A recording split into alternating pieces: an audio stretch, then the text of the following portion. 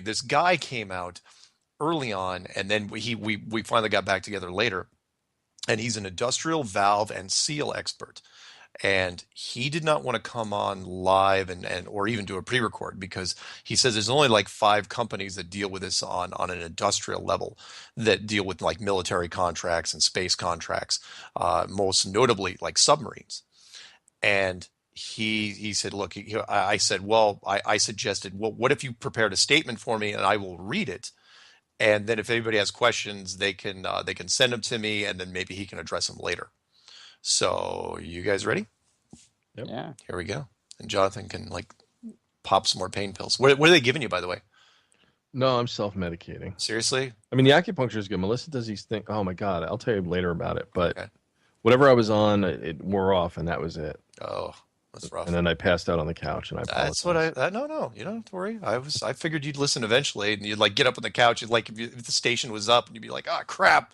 She shook me, and I thought it was Thursday. Anyway, go ahead. Okay. So, per our conversation, I am sending you this letter. As we discussed, at this point, I must stay anonymous. The fluid control industry is a small village. Let us just say I am a professional in the valve industry. The point of this letter is to draw attention to certain aspects of seals, valves, and actuators that must be part of any artificial environment to maintain life and functionality. I have no special knowledge of the ISS, but there are principles of fluid and motion control that cannot be ignored. We assume that the ISS has supply systems for water, fuel, air, etc. These systems would all require valves, pumps, and seals at a bare minimum. Without systems to deliver, send, expel, vent, filter, and store these fluids and gases, life on board would be impossible. Tubing, pumps, tanks, and valves would need to be present across all of the living areas to assure, at the least, fresh air.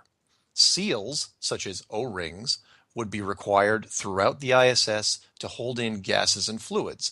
Valves would be required to meter these gases and fluids and to maintain proper pressures. Actuators would be required to move devices such as the Canadian arm, hatch openings, etc.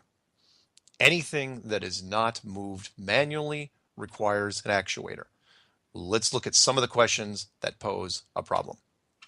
For aerospace applications, the most commonly used seals and O-ring materials, and we're going to get into a couple technical things here, are GLT-type fluorocarbons, generically ASTM D1418 type 3 elastomers. I don't know that word very well, which have a glass transition temperature of negative 30 Celsius.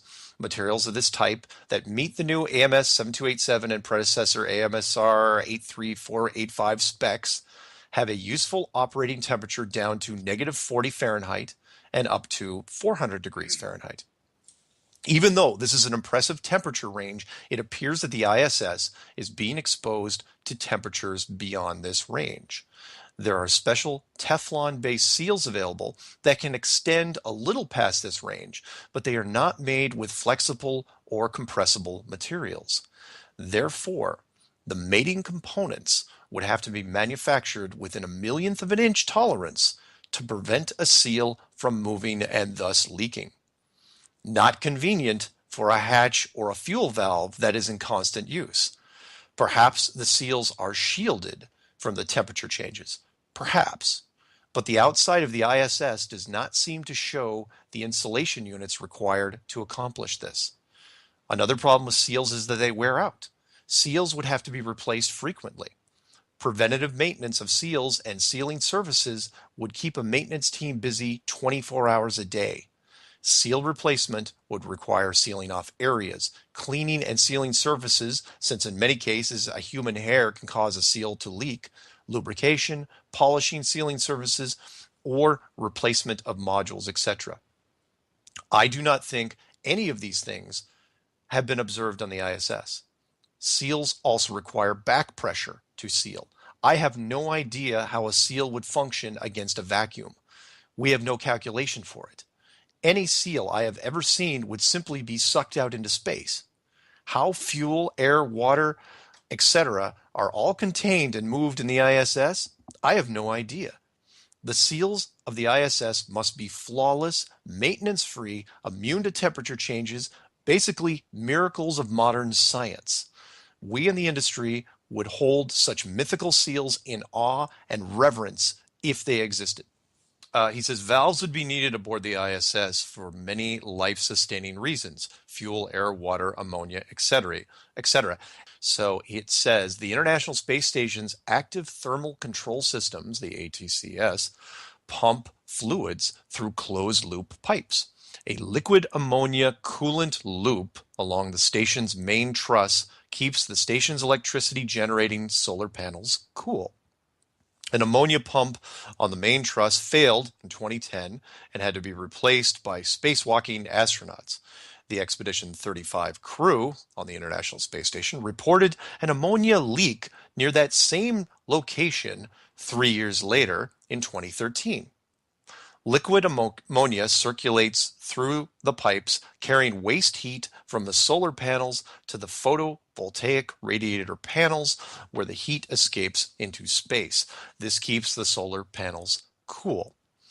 So then he comments. He says, so there it is, the ammonia is pumped.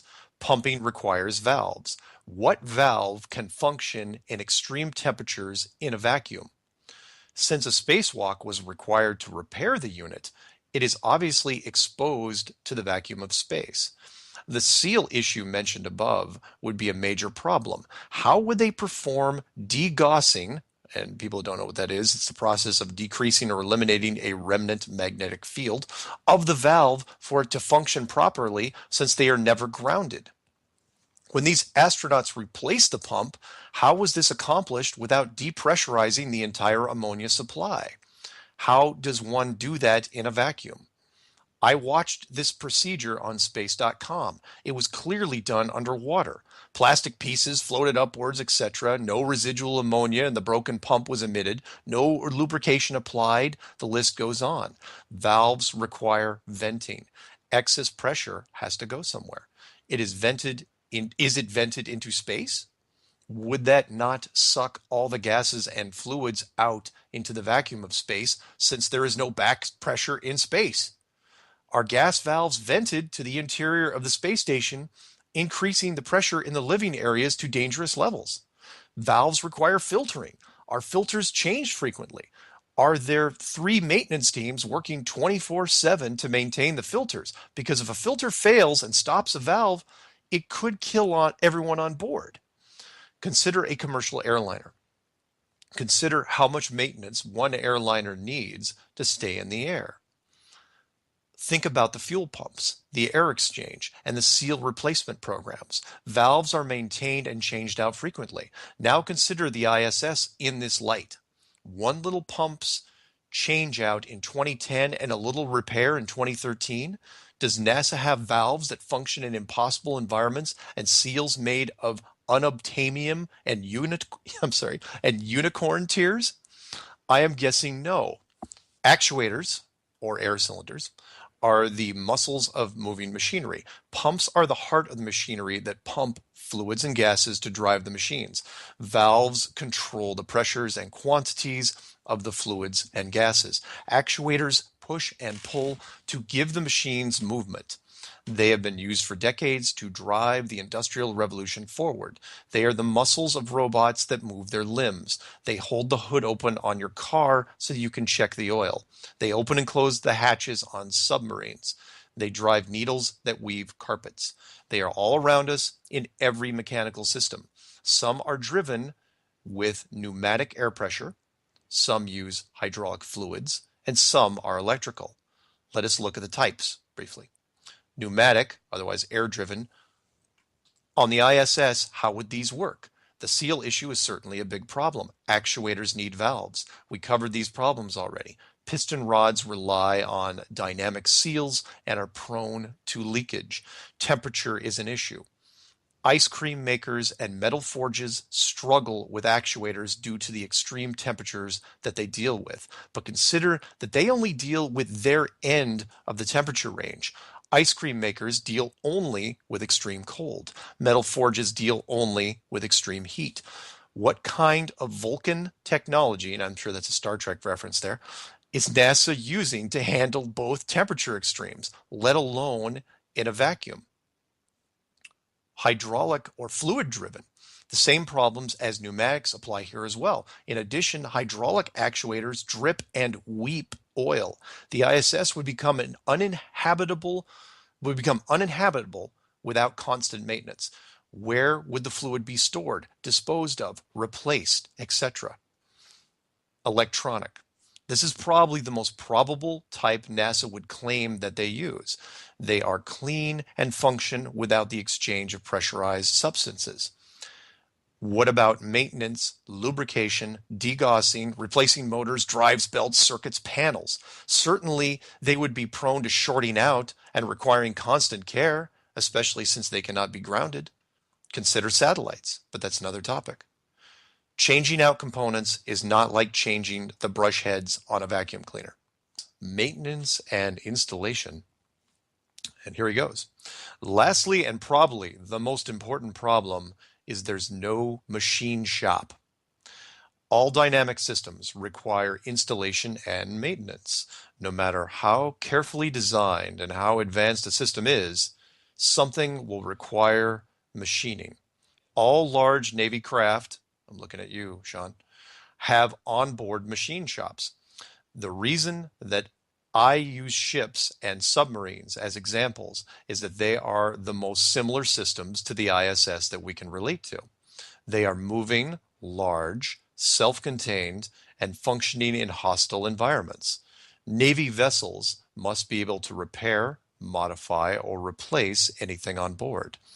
Even under the best conditions, metal will warp, screw threads will strip out, seals will leak, welds will break, metal sealing surfaces will get scratched, tubes will crack, electronics will short out, motors will overheat, motors will freeze up, critical tools will break, belts will break, cables will snap. Darn it. All right. The ISS appears to not have a machine shop whatsoever. How are repairs done? Are we to believe that all the replacement parts are flawless modules that snap together perfectly every time like Legos? Are there sea containers full of replacement parts floating next door? Is there never a time that a critical threaded hole is stripped out and needs to be retapped? Do parts never warp in the extreme temperatures and need to be resurfaced? Is there welding equipment up there? Submarines have welding equipment. They can even weld underwater. What happens in the event of a structural event that requires welding? I know that Captain Kirk and Spock repairing the Enterprise using a phaser as a welder, but this is supposed to be real. Of course, the chance of fire is too great to weld, but structural damage happens and has to be calculated into the plan. As far as I know, it's not. Regarding fire hazards, machine shops throw sparks, lots of sparks.